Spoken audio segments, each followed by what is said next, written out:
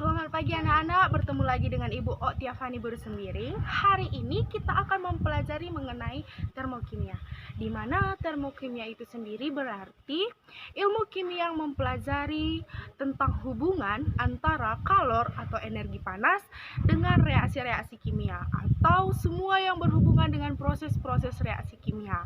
Sampai di sini bisa dimengerti? Jadi, untuk mengetahui lebih lanjut, mari kita simak video pembelajarannya. Cekidot! Baik anak-anak, sekarang kita masuk ke pembelajaran termokimia.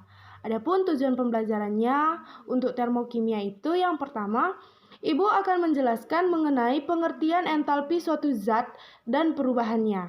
Yang kedua, Ibu akan menjelaskan mengenai reaksi eksoterm dan reaksi endoterm. Nah, yang ketiga itu membedakan macam-macam perubahan entalpi. Dan yang terakhir itu menentukan delta H reaksi berdasarkan eksperimen, hukum Hess, dan data energi ikatan. Namun sebelum itu, kita masuk ke pengertiannya terlebih dahulu, di mana termokimia itu sendiri merupakan bagian ilmu kimia yang mempelajari hubungan antara kalor atau energi panas dengan reaksi kimia ataupun semua proses-proses yang berhubungan dengan reaksi kimia.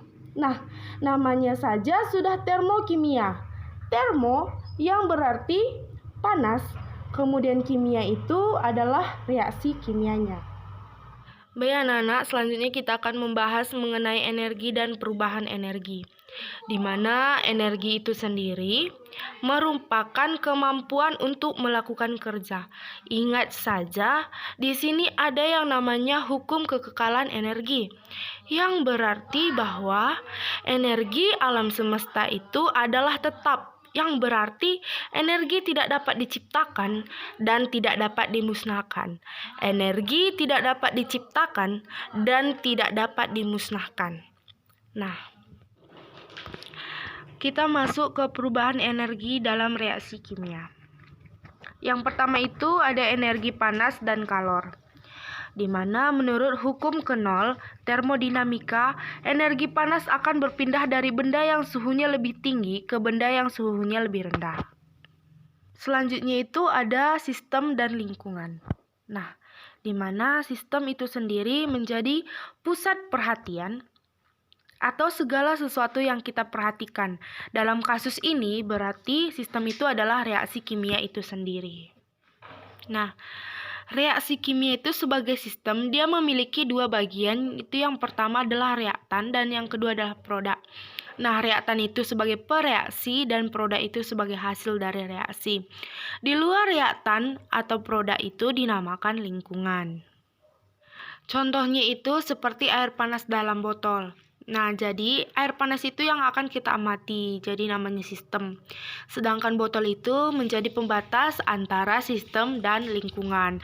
Lalu lingkungannya itu apa, Bu? Bisa jadi itu adalah udara ataupun tangan kita, seperti itu. Sistem itu sendiri dibagi menjadi 3 bagian, yaitu ada sistem terbuka, ada sistem tertutup, dan ada sistem terisolasi. Nah, coba perhatikan contoh yang Ibu berikan. Di sini ada masing-masing contoh dari sistem terbuka, sistem tertutup, dan sistem terisolasi. Pada sistem terbuka, dia ada air panas yang dimasukkan ke dalam botol, di mana uap air dan panas itu keluar masuk. Nah, sedangkan sistem tertutup, dimasukkan air panas ke dalam botol dan botolnya ditutup rapat, hanya panas yang akan keluar masuk. Sedangkan sistem terisolasi itu tidak ada yang keluar masuk. Sampai di sini bisa dipahami?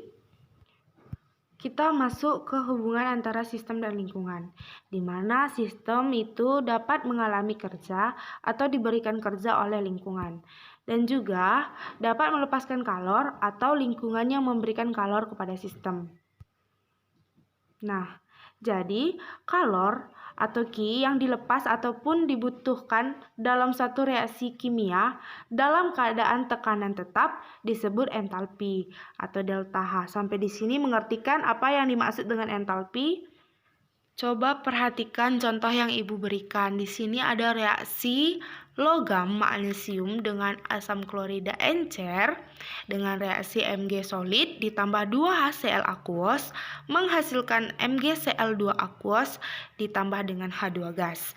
Nah, reaksi tersebut sistem melepas kalor sebesar 200 kJ dan menghasilkan gas yang akan menyebabkan perubahan volume.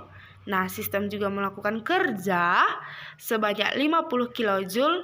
Nah, perubahan energi dalam proses tersebut adalah di sini perubahan energi itu delta E ya. Jadi, rumus yang kita gunakan delta E sama dengan Q ditambah W.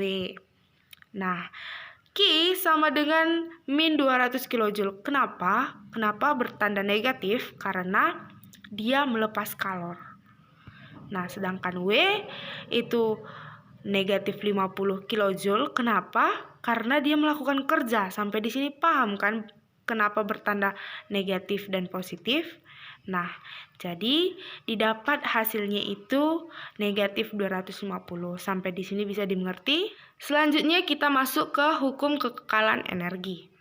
Di mana seperti yang sudah kita tahu tadi, energi itu tidak dapat diciptakan dan tidak dapat dimusnahkan. Nah, nilai perubahan entalpi itu atau kita sebut dengan delta H tergantung pada keadaan awal dan akhir saja. Jadi bisa dirumuskan dengan delta H sama dengan H akhir dikurang dengan H awal.